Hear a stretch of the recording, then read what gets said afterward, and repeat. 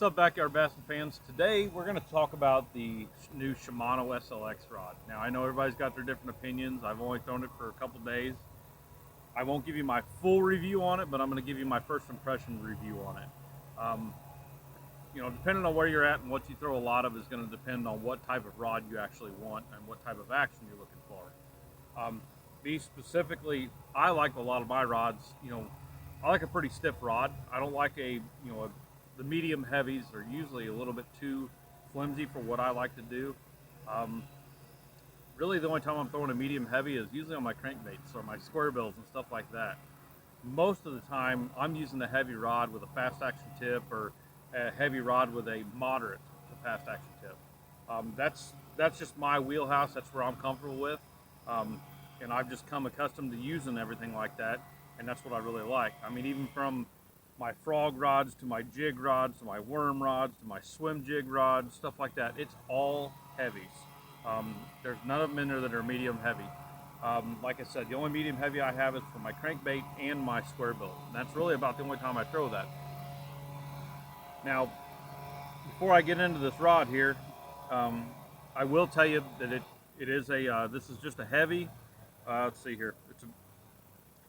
This is the medium heavy. Sorry, the medium heavy with a fast action tip.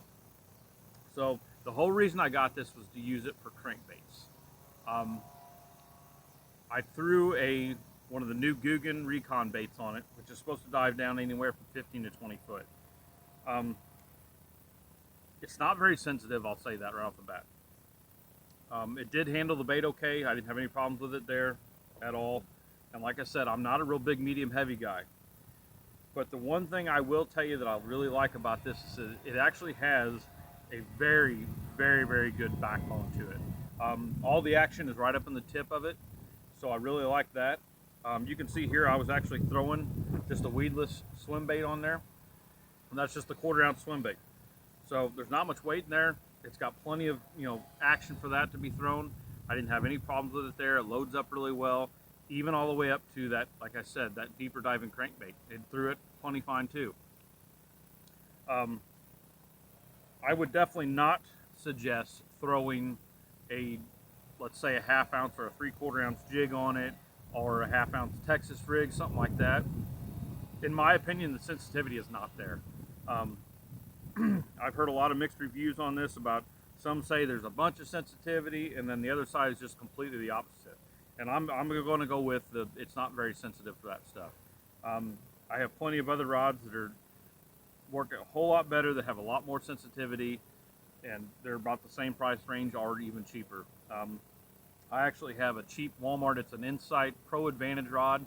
I bought at Walmart. I think I spent 60 bucks on it. It's actually just as light as this SLX rod and has a whole lot more sensitivity to it. But I'm not promoting them or nothing like that. I'm just telling you what my experience with this is. If you're looking for a deep crankbait rod, like I said, it handles everything very well. It's just not very sensitive. And I'll kind of show you here, just kind of where that stretch is right there. But you can see it's just right up there in that tip. So it does not have a whole lot of give, but plenty enough to throw your lighter baits and have to go out with that crankbait and flex quite a bit with that. The one thing I will say with that is throwing that bigger crankbait on it.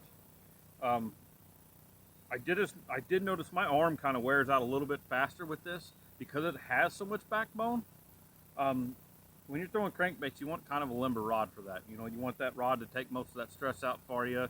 Another thing being your gear ratio on your reel. Do not go out and throw a deep crankbait on a 7-to-1 or an 8-to-1 gear ratio. You're going to wear yourself out in a hurry.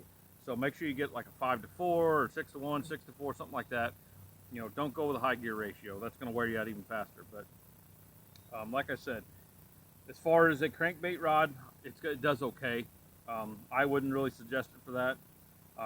I do really like this rod for throwing swim baits and swim jigs though. I mean, it really, really tops out right there. I really like it. It's got a great feel for that. As far as the sensitivity, I'm throwing like a swim jig, it had great sensitivity for moving bait like that. But that's kind of my quick review on this. Like I said, I'll do a full review after I fish with it for a few months and really get playing into it. I caught a couple fish on it, nothing to even say that it's holds up great on that end. I don't know on that yet. So we'll get into that a little bit more in the review farther down the road. But that's kind of my quick first impressions on that rod there. Like I said, guys, anytime you can help me out, get a subscriber to subscribe to the channel, I really appreciate it. Don't forget to hit that thumbs up button, and please share my videos. If you're liking the content, you know, share them as much as you can. And like I said before, you guys have any suggestions at all or want to do a bait review or a rod review or something like that, as long as it's within my willpower to do it, you know, and I can afford it financially, I'd be more than happy to do it. But just leave a comment down below and let me know what it is you want me to try, and we'll see what we can do. But we'll see you guys again on Thursday. Thanks for watching.